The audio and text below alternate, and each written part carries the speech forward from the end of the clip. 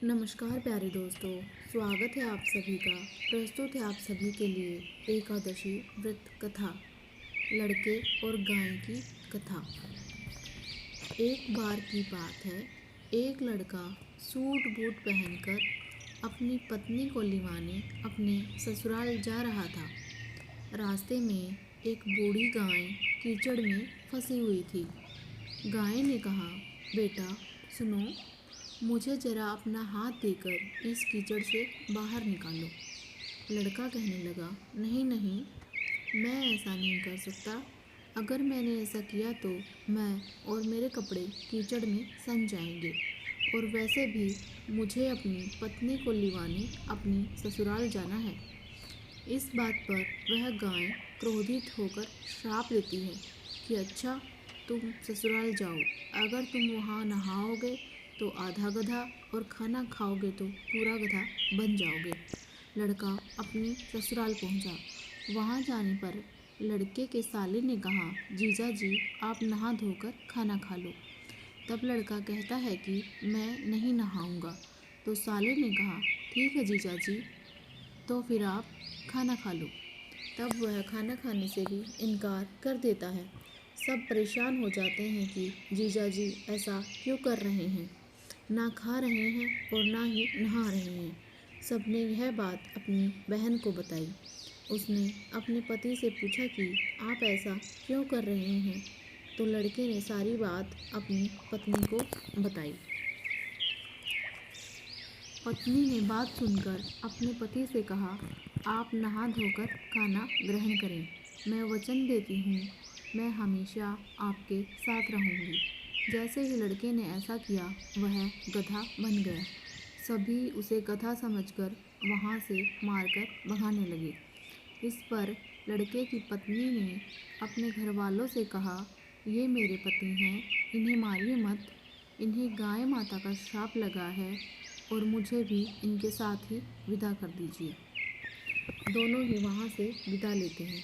पत्नी उसे घर न ले जाकर एक झाड़ के नीचे ही डेरा डाल लेती है। दिन भर मेहनत मजदूरी करती है और 12 आना गधे पर खर्च करती है और 4 आने खुद पर खर्च करती है, और गधे पर वजन न डालकर खुद ही ढोती है। वह ऐसा हर रोज़ करती है। एक रानी महल की खिड़की से हर रोज़ लड़के की पत्नी को ऐसा करते हुए देखती है उसे, और सोचती है कि जाने कौन सा दुख है इस दुखिया को जो यह ऐसा कर रही है। एक दिन रानी दासी को भेजकर उसको अपने महल बुलाती है और पूछती है, तुम ऐसा क्यों कर रही हो। इस बात पर लड़के की पत्नी ने कहा, पहले वचन भरो कि तुम मेरी मदद करोगी, तब मैं तुम्हें अपना दुख बताऊंगी। रानी वचन देती है। तब वह सारी बात रानी को बता देती है कि उसके पति को गाय का श्राप लगा है, जिससे उसका पति गधा बन गया है। रानी फिर पूछती है, इसका उपाय क्या है।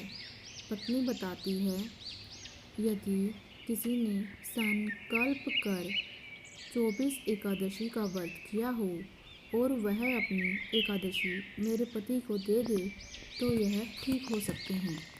फिर राज्य में ऐलान किया जाता है कि 24 एकादशी जिसने भी की हो वह राज दरबार में आ जाए। एक बुढ़िया माँ को राज दरबार में लाया जाता है जिसने 24 एकादशी की हैं। जैसे ही बुढ़िया माँ संकल्प कर स्नान करती है और वह पानी गधे पर गिरता है, वैसे वैसे ही गधा लड़के के रूप में आने लगता है। बुढ़िया माँ लालच करके एक एकादशी रख लेती है तो लड़के का एक कान गधे का रह जाता है। सब कहते हैं, यह क्या हुआ। तब बुढ़िया माँ कहती है कि मैं व्रत करते समय हमेशा ही भूखी प्यासी मरी, तो फिर मेरे पास भी एक एकादशी तो रहने दो। सभी कहते हैं कि नहीं, तुमने संकल्प लिया है तो तुम्हें सारी एकादशी लड़के को देनी ही होगी, नहीं तो लड़का अपने असली रूप में नहीं आ पाएगा। सबके कहने पर बुढ़िया माँ अपनी एक एकादशी भी लड़के को दे देती है। लड़का बिल्कुल ठीक हो जाता है। ऐसा चमत्कार देखकर राजा सारे राज्य में ऐलान करते हैं कि सभी को एकादशी का व्रत करना चाहिए। इस व्रत की महिमा अपरंपार है। धन्यवाद प्यारे दोस्तों। इसी तरह की धार्मिक व पौराणिक कहानियों को सुनने के लिए आइए जुड़िए मेरे चैनल के साथ, भक्ति ज्ञान गंगा।